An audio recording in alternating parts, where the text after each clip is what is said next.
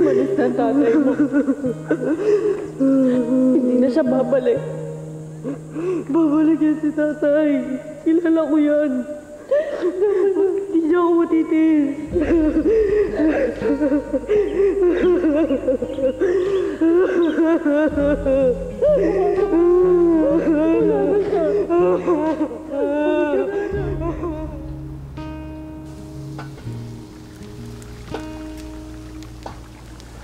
Bossing, may naghahanap sa inyo sa labas. Hanggang dito ba naman? Sinusundan niya ba ako? Sabihin mo sa kanya, umalis na. Pero sabihin mo na.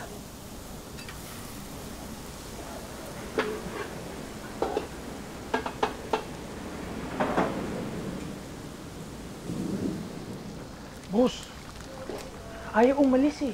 Kausapin ka lang daw sandali. Nandiyan na sa may labas. Ulit!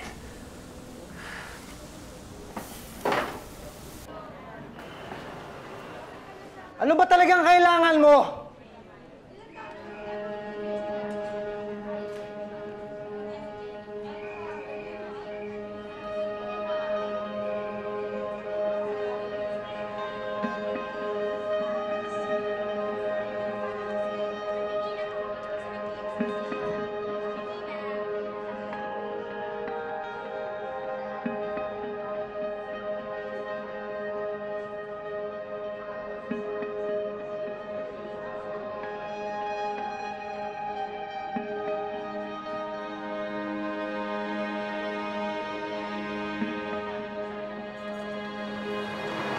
Hi.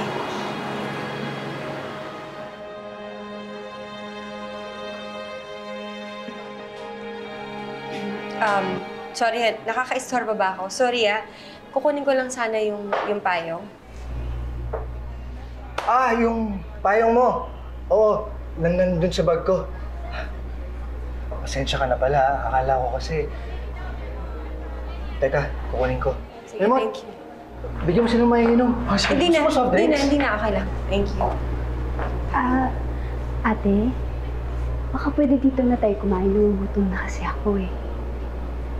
Kuya, masarap pa pares niyo dito. The best. Lemon, medyo... Hindi na, yung payong na. Kilala kami dito sa pares namin. Kahit pagtanong niyo po sa kanila, masarap din yung mami. Meron din kami pansit. Pwede ba ate o wala ka ng pera? Mura lang yung mga pagkain namin dito. Ay, kuya nga pala, di bala na lang. Kakakabayad lang kasi ni ate sa Hindi tuition na, fee. okay lang. Kaya pa naman. Ayos. This way po, ha?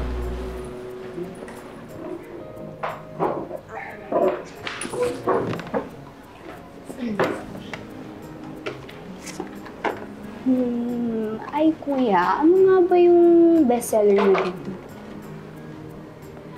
Yung beef pares. Yun yung pinakasikat namin dito. Beef pares. Medyo mahal naman, kuya.